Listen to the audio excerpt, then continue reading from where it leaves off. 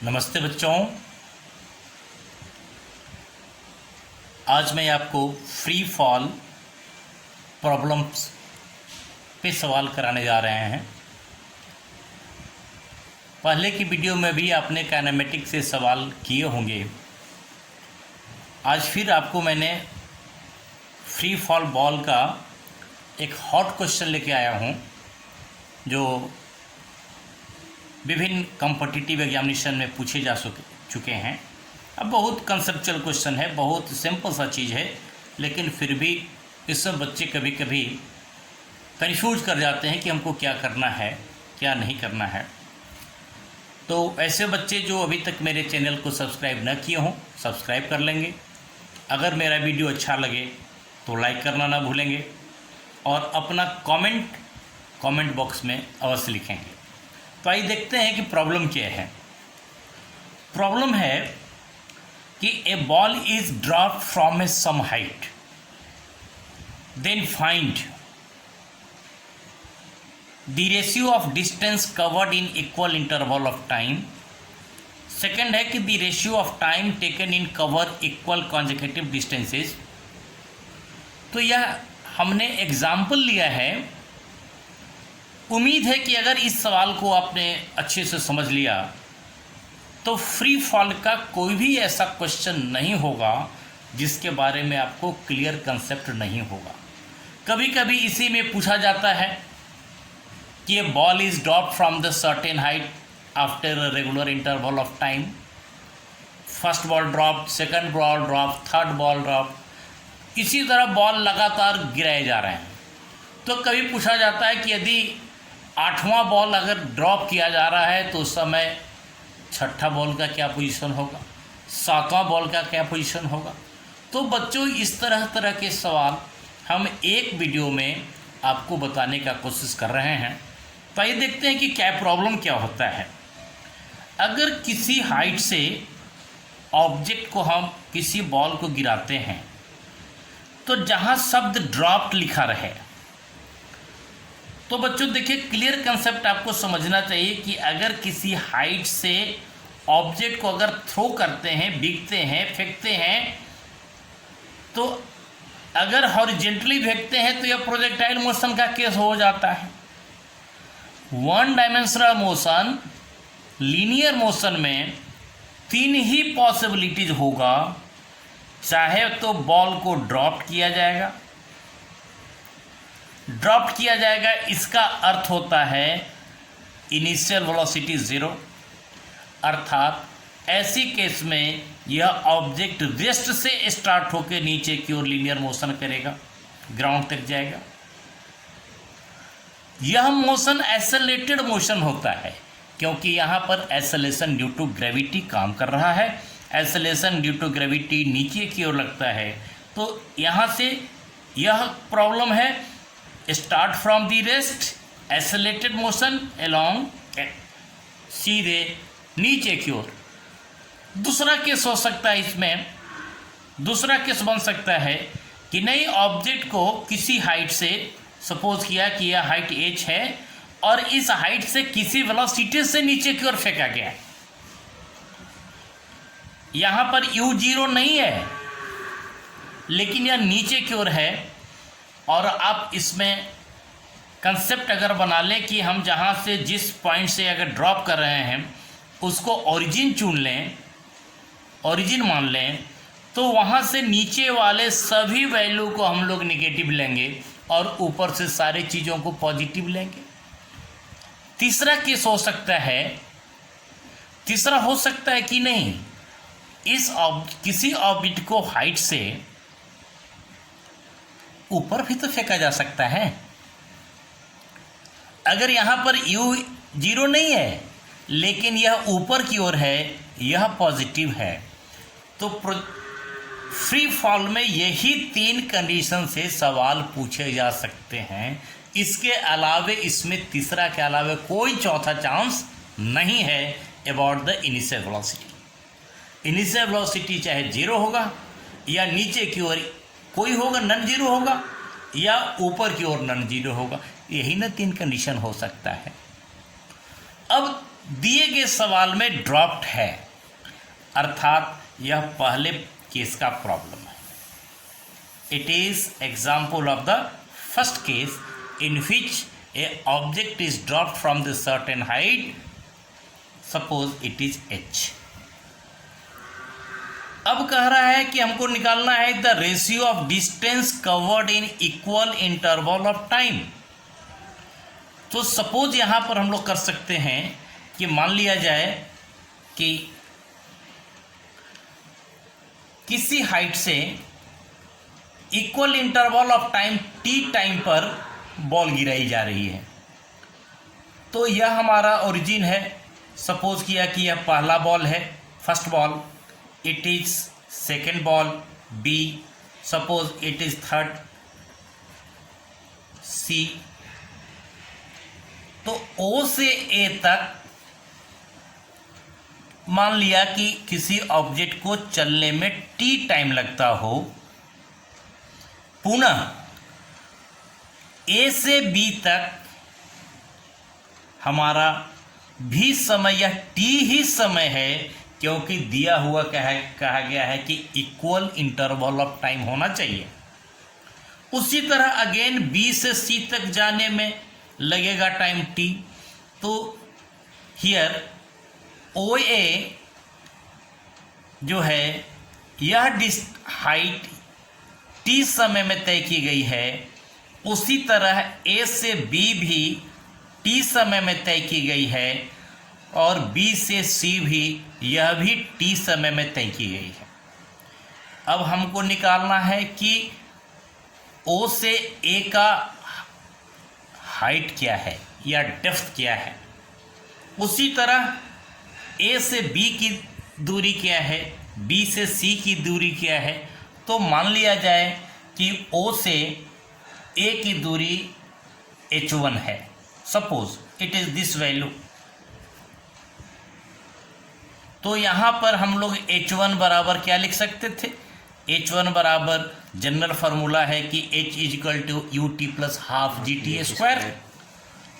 अब उसी इक्वेशन में h equal to ut plus half gt square, इस फार्मूला में चूंकि यह ऑब्जेक्ट ड्रॉप किया जा रहा है, इसलिए u इजिकल टू 0 गुना t प्लस हाफ गुना g इंटू टी स्क्वायर। तो h1 बराबर निकला here half g T square. अब देखिए, अब हमारा h2 is the distance travelled between A से B तक। अब h2 निकालने के लिए दो तरीके हो सकते हैं।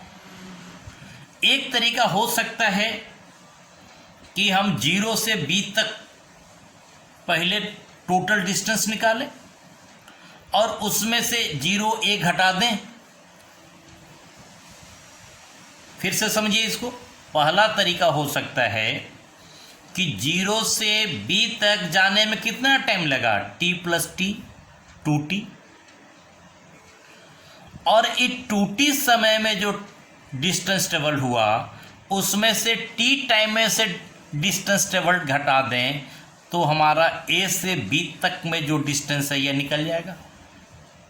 दूसरा तरीका हो सकता है कि हम A पॉइंट पर इनिशियल वेलोसिटी निकालें और B तक जाने में t समय लगता है, तो इस फार्मूला से भी हम लोग h2 निकाल सकते हैं। लेकिन हम निकाल रहे हैं कि h1 नाउ हियर 0 से B तक, from 0 to B, this is the distance traveled in time t plus t, that is 2t, that is OB is equal to 1 by 2 g into 2t square, that is here again here 2 by g t square into 4. now OB क्या है, तो OB is equal to H1 plus H2, हमें H2 निकालना है, तो H2 is equal to OB minus H1। Here OB का value है 4 into 1/2 GT² minus H1 का वैल्यू है 1/2 GT² which is equal to 3/2 GT²। It is value of H2। बच्चे ध्यान से समझें, it is H1 half GT², H1 half GT² और H2 निकला 3/2 GT²। अब इसी सवाल में पुनः अगर हमारा H3 is the distance travel between B and C, तो यहाँ पर B और C के बीच यहाँ भी इक्वल टाइम इंटरवल है। अब ऊपर से देखिए 0 से A से B, B से C, T plus T plus T, तो O से C तक जो डिस्टेंस है it is travelled in 3 time T plus T plus, और इस 3T में से OB अगर घटा दें तो हमारा S3 निकल जाएगा। तो here S3 is equal to, here O से C तक यह डिस्टेंस ट्रेवल्ड है 1/2 G into 3T² which is equal to 9 into 1/2 GT²। अब इसमें से हमको निकालना है S3, तो S3 is equal to OC minus OB। OC हमारा निकला है 9 इंटू 1/2 GT² माइनस OB था OB which is 4 into 1/2 GT²। तो यहाँ पर निकलेगा 9 minus 4 is equal to 5 half GT²। तो बच्चों यहाँ पर हमारा S3 का वैल्यू निकला 5/2 GT²। सिमिलरली हम नेक्स्ट इंटरवल में निकालना चाहते तो H4 निकलता हमारा 7 इंटू 1/2 GT²। अब हमें एज पर क्वेश्चन क्या निकालना है, क्वेश्चन के अनुसार हमको निकालना है ratio of H1 upon H2, ratio of H3, ratio of H4। हमारे पास क्या है, H1 का वैल्यू है 1/2 GT², H2 का वैल्यू है 3/2 GT², H3 का वैल्यू है 5/2 GT², H5 का वैल्यू है 7 इंटू 1/2 GT²। तो अगर 1/2 GT² हर जगह से काट दें तो यह हमारा रेशियो मिल रहा है 1:3:5:7, और इसी तरह आगे बढ़ते जाता तो 9, 11, 13 etc आएगा वैल्यू। तो यह देखिए बहुत प्यारा सा एक सीरीज मिल रहा है कि अगर इक्वल इंटरवल में हाइट अगर देखते तो उनका रेशियो 1:3:5:7, जैसे कि लग रहा ऑड नंबर में है यह रेशियो 1 से स्टार्ट होके उत्तरोत्तर ग्रेजुअली अब बढ़ते जा रहा है। This expression was first derived bye Galileo, तो इसलिए इसको गैलीलियो सीरीज के भी रूप में जानते हैं। यदि फर्स्ट टाइम इंटरवल में अगर यह y1 होता तो दूसरे में होता 3y1, थर्ड में होता 5y1, और इसी तरह ये बढ़ते चलता। जिस टर्म में आपको लिखना हो उस टर्म में आपको इसको लिख सकते हैं। अब यहाँ पर कोई पूछता कि what would B position of the अब देखिए इस एग्जाम्पल में यहाँ से 0 से शुरू किया गया है, A B C, तो यहाँ पर this is the first ball, this is the first ball, it is second ball, it is fourth ball, sorry third ball, it is fourth ball. जब फोर्थ बॉल गिराई जा रही है तो फर्स्ट बॉल सबसे नीचे है, सेकंड बॉल उससे ऊपर है, थर्ड बॉल उससे ऊपर है, मतलब कि सबसे निकट कौन है, थर्ड बॉल। जब फोर्थ बॉल गिराई जा रही है तो थर्ड बॉल के लिए टाइम इंटरवल कितना हुआ, 1 सेकेंड। 1। अगर रेगुलर इंटरवल ऑफ 1 सेकंड पर गिराई जा रही हो तो 1, या t सेकंड पर गिराई जा रही है तो t, तो इसका पोजीशन हो जाएगा वही h1, that is half GT²। उसी तरह थर्ड का, फोर्थ का, इसमें कोई भी ऑर्डर से आपको सवाल दिए जा सकते हैं, 6 बॉल गिरा के, 10 बॉल गिरा के, या nth बॉल गिरा के, तो आपको सिंपल इस सीरीज से कैलकुलेट कर लेना होगा कि व्हाट वुड बी पोजीशन पूछ रहा है। अगर उसमें पोजीशन पूछेगा तो पोजीशन मतलब डिस्टेंस फ्रॉम द ओरिजिन, आपने इस हाइट को ओरिजिन चुना है तो यहाँ से बताना होगा कि वो कितनी हाइट पर है। अब आते हैं, देखते हैं कि सेकंड पार्ट इस क्वेश्चन का। इस क्वेश्चन का सेकंड पार्ट क्या था? इस क्वेश्चन का सेकंड पार्ट है कि the ratio of the time taken to cover equal consecutive distance. यहां पर रेशियो ऑफ टाइम ही निकालना है, ध्यान से बच्चे समझेंगे। यहां पर क्या निकालना है? रेशियो ऑफ टाइम निकालना है। किस टाइम में? To cover equal consecutive distance. जब डिस्टेंस बराबर होगा तो वैसी स्थिति में टाइम का क्या रेशियो होगा। आइए देखते हैं यहां पर, उसी तरह समझें। अब मान लिया कि यह ओरिजिन है हमारा और this is the first distance A।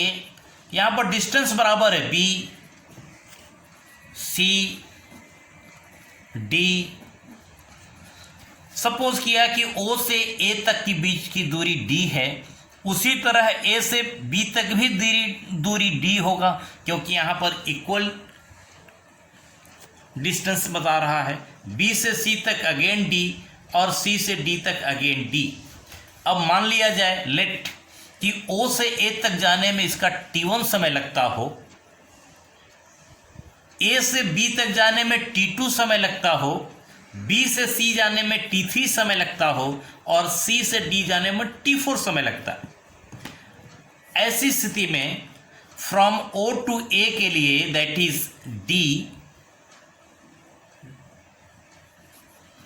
Is equal to क्या लिखते? ड्रॉप किया जा रहा है इसलिए initial velocity 0, that is half GT²। Half GT² लिखते, हाफ GT², और T के जगह में क्या आया? T1, that is D is equal to 1/2 GT1²। हमको T1 यहाँ से निकालना है, तो इसको इधर ले आके हम लोग लिखते कि T1 is equal to 2D/G का अंडर रूट। कोई दिक्कत?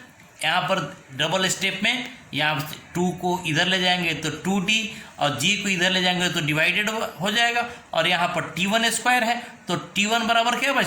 T1 बराबर अंडर रूट 2D/, तो this is the first. Similarly O से B तक टोटल दूरी कितना हो गया? D+D, और टाइम कितना लग रहा है? T1 + T2।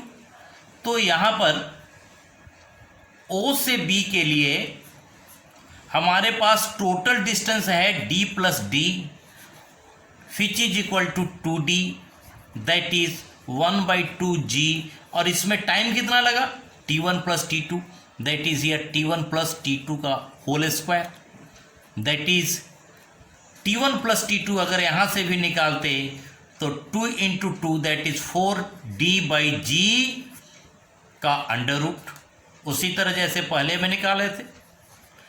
अब यहां पर देखिए बच्चों, T2 का वैल्यू निकालना है, तो T2 में से T1 घटा देंगे, T1 + T2 निकल गया।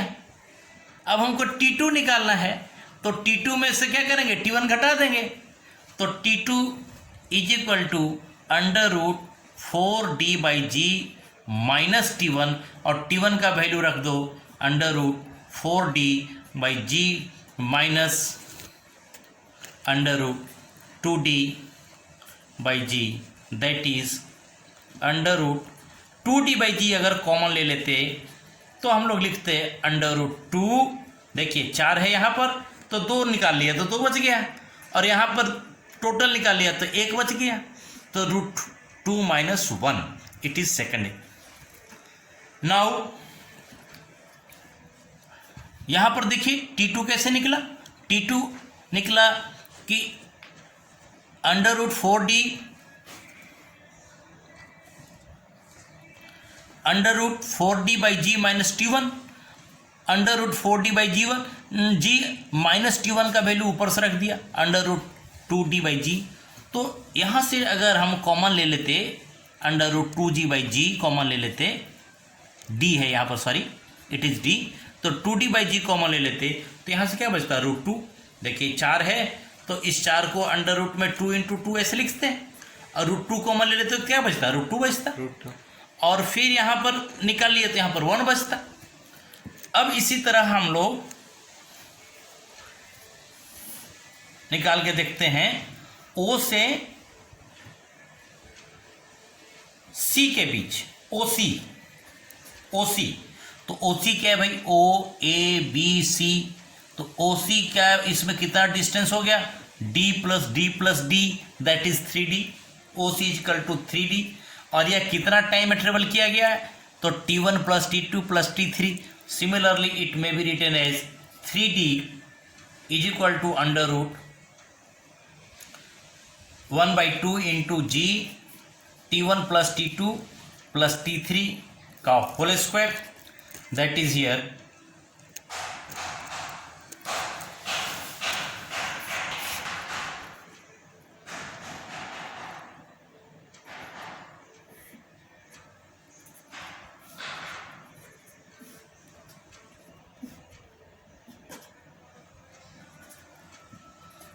देखिए OC क्या है, यहाँ पर D, यह भी D, यह भी D, यह गिवन है, यह दिया हुआ है, क्यों बराबर है, यह सवाल में दिया हुआ है क्या बराबर है, और यह T1 यह T2 यह T3, तो OC इक्वल टू 3D कितने टाइम में, तो इसके लिए टाइम लगा है T1 plus T2 plus T3, इतने टाइम में यह 3D दूरी तय की गई है। इसका मतलब कि 3D is equal to 1/2, initial velocity 0 सभी केस में लिखेंगे, g into T1 plus T2 plus T3 का होल स्क्वायर। इसको लेके तो यहाँ पर T1 plus T2 plus T3 is equal to हम लोग लिखते 3 दूनी 6 D by g under root. अब यहाँ से T3 निकालने के लिए क्या करेंगे, T1 प्लस T2 घटा देंगे, तो T3 is equal to under root 6D by ji minus T1 plus T2।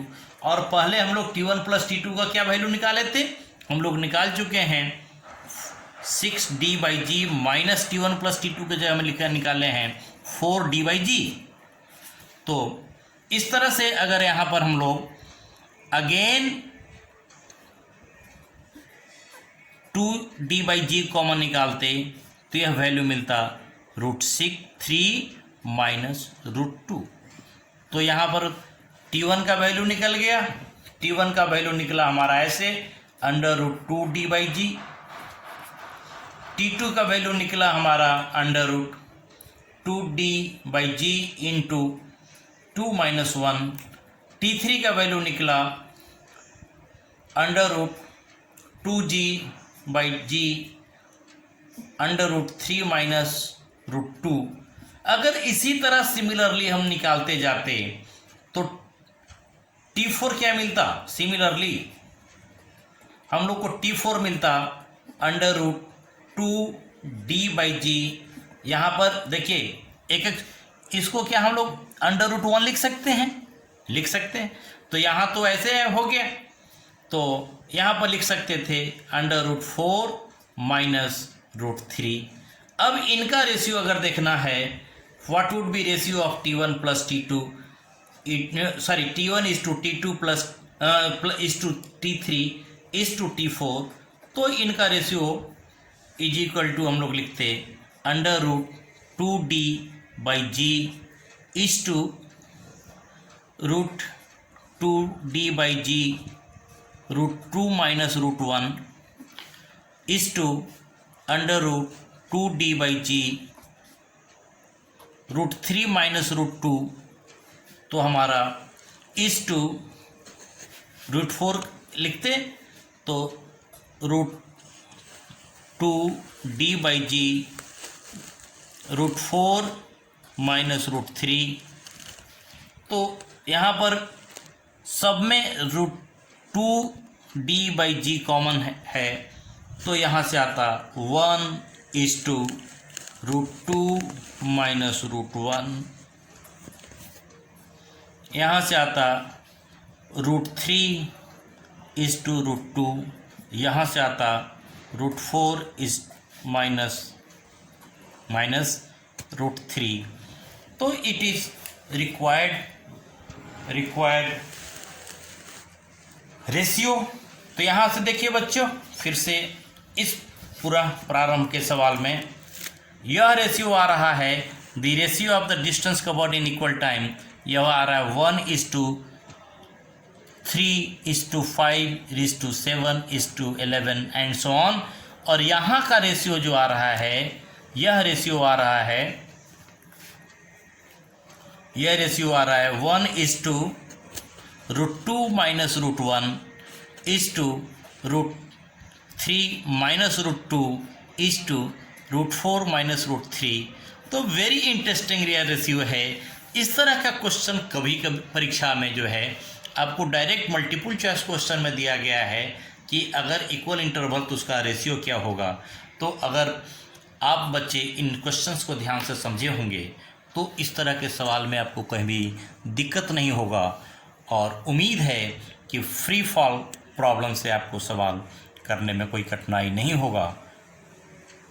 Thank you.